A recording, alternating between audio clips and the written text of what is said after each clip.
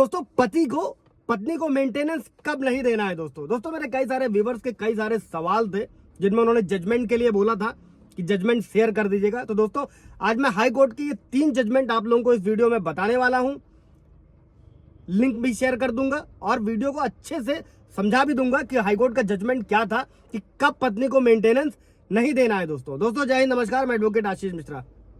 तो लाइक कर दीजिएगा, शेयर कर दीजिएगा, सब्सक्राइब कर दीजिएगा ताकि ये इन्फॉर्मेशन और लोगों को मिल सके और लोगों को इसकी जानकारी मिल सके और लोग जागरूक हो सके। दोस्तों हाई कोर्ट के 3 जजमेंट की कब पति को पत्नी को मेंटेनेंस नहीं देना है, ऐसा ऑर्डर हाई कोर्ट ने पास किया। दोस्तों सबसे पहला केस लेते हैं कुमारेसन बनाम अस्वस्थी, 2002 का केस है दोस्तों ये। इसमें मद्रास हाई कोर्ट ने इस चीज को ध्यान में रखा था और ये कहा था कि अगर पत्नी कामकाजी है तो पति को उसको भरण पोषण देने की आवश्यकता नहीं है। दोस्तों और इस मामले में पति ने हिंदू विवाह अधिनियम की धारा 13A के तहत दोस्तों तलाक के लिए याचिका दायर करी थी। दोस्तों और कोर्ट ने हिंदू विवाह अधिनियम 1955 की धारा 24 का हवाला दिया था इस केस में दोस्तों, और जिसमें हाईकोर्ट ने यह कहा था कि गुजारा भत्ता दिए जाने के लिए केवल एक शर्त यह है कि पक्ष यानी पत्नी पक्ष के पास पर्याप्त स्वतंत्र आय का स्रोत नहीं होना चाहिए, तभी मेंटेनेंस पास होता है। दोस्तों और अगर ये पाया जाता है कि आवेदक के पास यानी कि पत्नी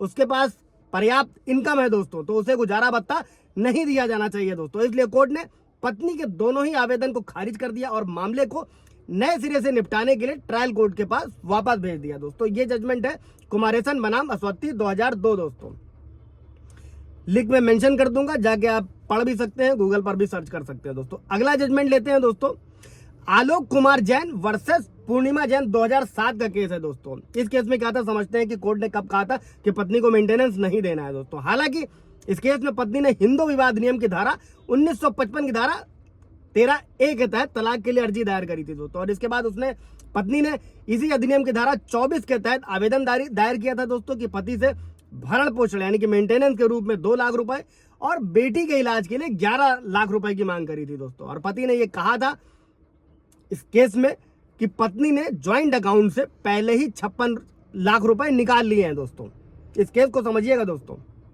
और इस केस में पति ने कहा था दोस्तों कि पत्नी के पास अपने खर्च और अपने जीवन स्तर को बनाए रखने के लिए पर्याप्त धन है। दोस्तों और ट्रायल कोर्ट ने उन 56 लाख रुपए जो पत्नी ने इन्वेस्ट किए थे, उन जो इन्वेस्टमेंट का जो स्पष्टीकरण ट्रायल कोर्ट ने नहीं लिया था और लिए बिना ही पत्नी को 20,000 रुपए मंथली मेंटेनेंस देने का आदेश ट्रायल कोर्ट ने पारित कर दिया था। दोस्तों इस केस में इसी केस में पति ने इस आदेश को दिल्ली हाई कोर्ट में चुनौती दी थी और पति ने बैंक खाते की जो सारी डिटेल थी दोस्तों उसे कोर्ट में 2001 से लेकर 2003 के बीच में जो भी पत्नी ने घर चलाने के लिए तकरीबन 5,25,000 रुपए खर्च किए थे दोस्तों, उन सभी का ब्यौरा उसने कोर्ट में सबमिट किया और उसने मेंशन किया कि उसने कार बेटी के लिए और बेटी के कान की सुनने की मशीन और कंप्यूटर खरीदने के लिए 6,12,000 रुपए भी निकाले दोस्तों पत्नी ने, और उसके अलावा बेटियों के नाम पर FD और PF खाते में 18 लाख रुपए का भी निवेश कराया दोस्तों। और हाई कोर्ट ने कहा कि ट्रायल कोर्ट ने इस मामले में स्पष्टीकरण मांगना चाहिए था पत्नी पक्ष से और दोनों पक्षों को नए सिरे से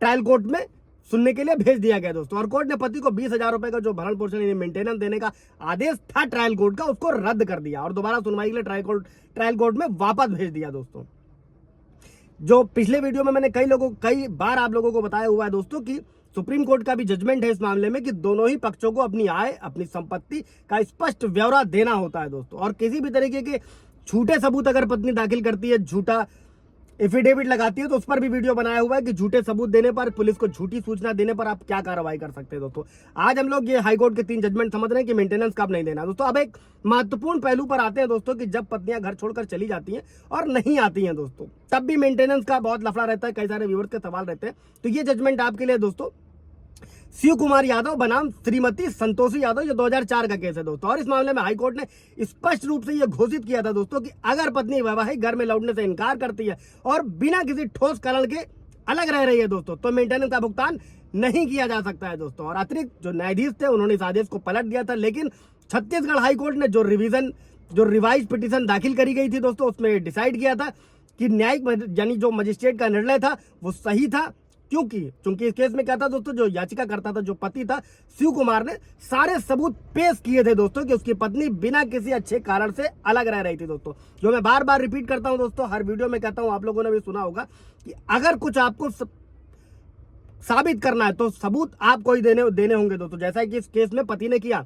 और इस केस में जब पति ने साबित कर दिया कि पत्नी अलग रह रही है बिना किसी कारण के, तो चूंकि इस मामले में दोस्तों ये साबित हो गया था कि पत्नी स्वतंत्र रूप से अलग रहना चाहती है, तो इसी केस में पत्नी को भरण पोषण देने की जरूरत नहीं है, ऐसा हाई कोर्ट ने डिसाइड किया दोस्तों। तो ये 3 जजमेंट है, इनको मैं मेंशन भी कर दूंगा डिस्क्रिप्शन में, आप पढ़ लीजिएगा। इससे रिलेटेड कोई सवाल जवाब होगा दोस्तों पूछ लीजिएगा।